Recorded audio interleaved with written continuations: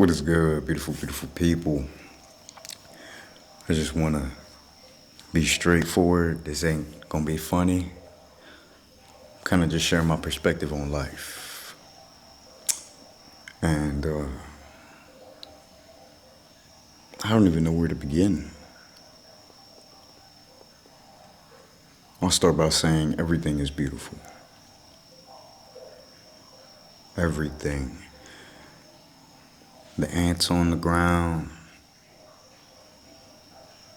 the people in my life, the people in life, the people that pass by, strangers, food, rocks, trees, everything.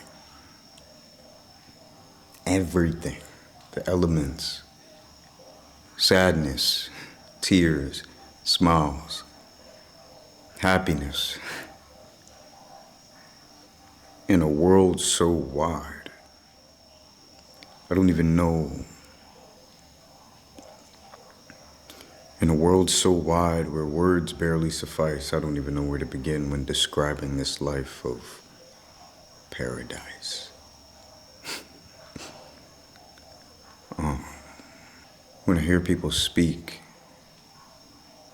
sometimes I think about the ways we communicate and how words are the weakest form of communication, of language. I feel like it's the easiest way to lie, through what you say. But when you watch people, when you observe them, for me specifically, the eyes, it's the hardest portal to cover up. Let's start with belief. I think faith is one of the most beautiful things to exist, to conceive, to perceive. When I see people praise their gods, no matter what God it is, I can see we all believe in the same thing. We're all praying from the same place in our hearts to the same one above. Who? I don't know. But we don't really need to know because who is within us at all times. To see life happen around me and to be a part of it is a huge blessing. To tell stories and share messages through forms that are the easiest to process for people. It's a blessing and a gift. It's something that comes naturally to me. And even though it's natural, it's not always what I want to do. Which is why you see me switch up the way I tell my story so much, especially as of lately. Everything hasn't necessarily been funny or jokes, regardless of what you guys expect from me. The biggest challenge of truly being a true creative is delivering the message in a way that keeps you listening, that retains your attention. If you look at my description, it says, we all want to be heard. This is my way of making sure you listen. Sometimes I try and put in words to where my creativity sources from, and there is none. There's so many different things that play a part in being able to create. From the soul, to the mind, to the heart, to the people that raised you. To me, it's about preserving the child within you. If there's one thing I take very seriously in my life, it's remaining who I was since a kid and No matter what label I take on, writer, actor, director, creative director, filmmaker, in my heart, I am the class clown that I always was, continuing to do what I've always done. Make people laugh and smile, whether that be after I finish a test in the classroom or whether it be on the internet to millions of people. And nothing brings me more joy than making you guys happy with something that comes effortlessly to me. It's not an easy job, but it's one of those jobs that you kind of feel guilt for at times, resenting because of how bad other people have it in this world. And while no one deserves a lot of the things that many people go through, we all have the responsibility of only thinking for ourselves sometimes. You can't, sometimes you can't consider what other people are going through. You can't not complain because you feel there are bigger complaints. You can't not express what you feel because someone else has bigger problems. Nah. Because the reality is their problems don't matter to you. It's just the truth. And to consider other people too much in any sense is just not smart, it's not healthy, it's not productive. And when I start to think about what I want in life, it gets real quiet because I feel because I feel that I already have what I want, all I need. I've had all I needed since I was born. I just need to be myself. And I want to thank my mom. Thank you for how you raised me. Thank you. Just thank you, Ma. And my father as well. My father was around. We still have communication. If I want to call him, text him, I can now. But I didn't grow up with both of my parents around all the time. I'd stay with my dad sometimes. I stay with my mom. And truth be told, I didn't have the best relationship with my father starting in my early teens. And I used to think, I used to be so angry with him.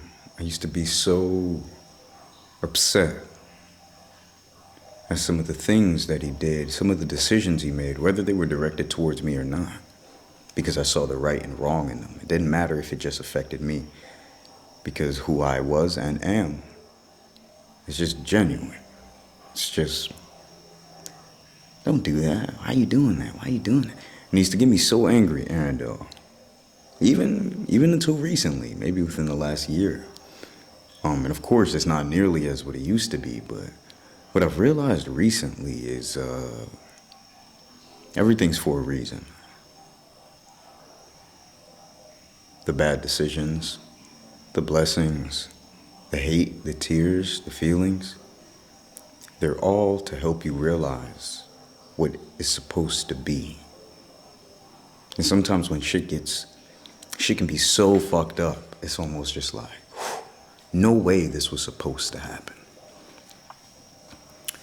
But as many of you would put it, God makes no mistakes. The universe, this energy, the creator or creators make no mistakes. In the end, which is the moment, because there is no end, it's all to help you realize what is. And I wish we all understood the importance of letting go of the pain behind things that have already happened and seeing how they've led us to become who we are right now. There's so many things in your life that if you didn't go through, who would you be? You got things in your life where if those things didn't happen to you, I mean, it would have happened later down the line at a time where you really couldn't afford it, at a time where it would probably ruin you because you were never prepared for such impact, or you didn't have the smarts, the intelligence that you developed from those negative experiences to give you the mind, the sharpness, the agility, and the strength to dodge those bullets, right? And honestly, I'm 21. I'll be 22 tomorrow, April 29th. While I'm only 21, I know deep down within I'm not. Honestly, one of my biggest challenges is connecting with people my age. Because I've noticed most, even 40, 50, 60-year-olds sometimes, never really come to certain realizations. All the videos, you see a lot of videos, things you should know before 20, things I wish I knew before 30, things I wish I knew before this time. And a lot of the things these people are saying I'm watching and then I'm like, well, duh. And of course, I'm not knocking those things down. A lot of people do need that. I'm speaking about myself. When I'm speaking about my own perspective, I don't even know where to begin, so I won't. I think this whole video is my perspective. I just want to remind us to enjoy the moment, to be present, to be appreciative, and to give thanks for all that has been and who it's led us up to be, who it has made us to be today.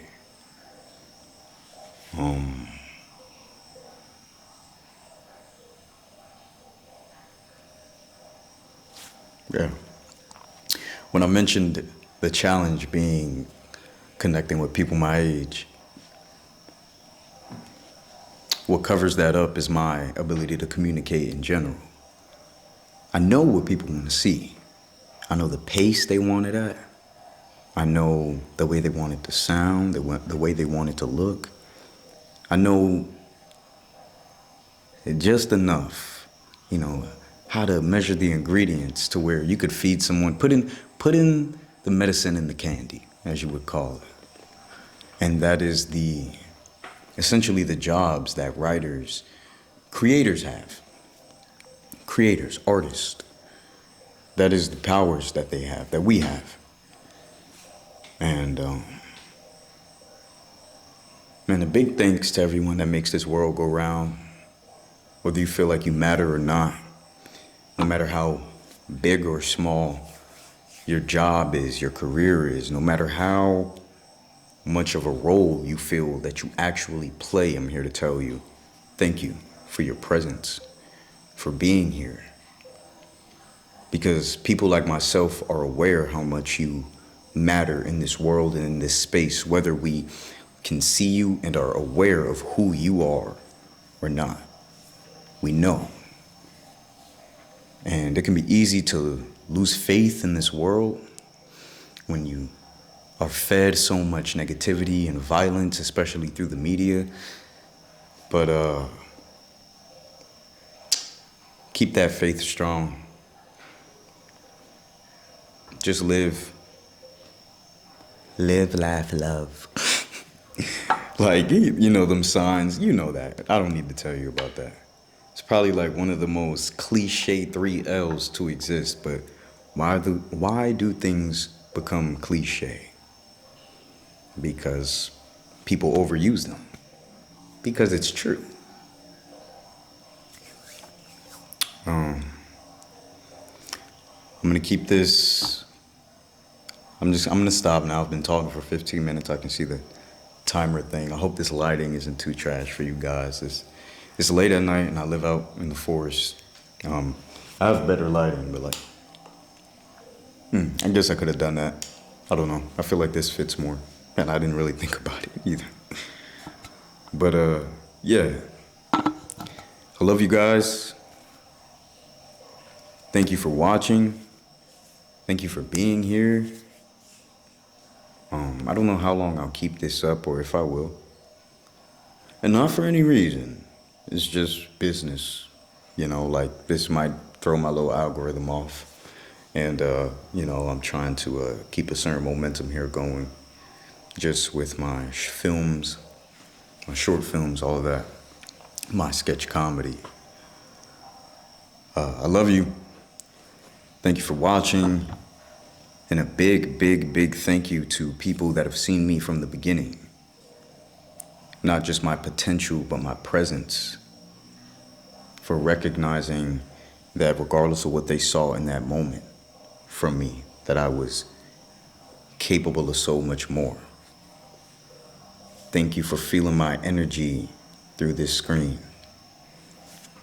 And I look forward to giving you guys more of that. So, we out of here. Peace, love, unity. We out.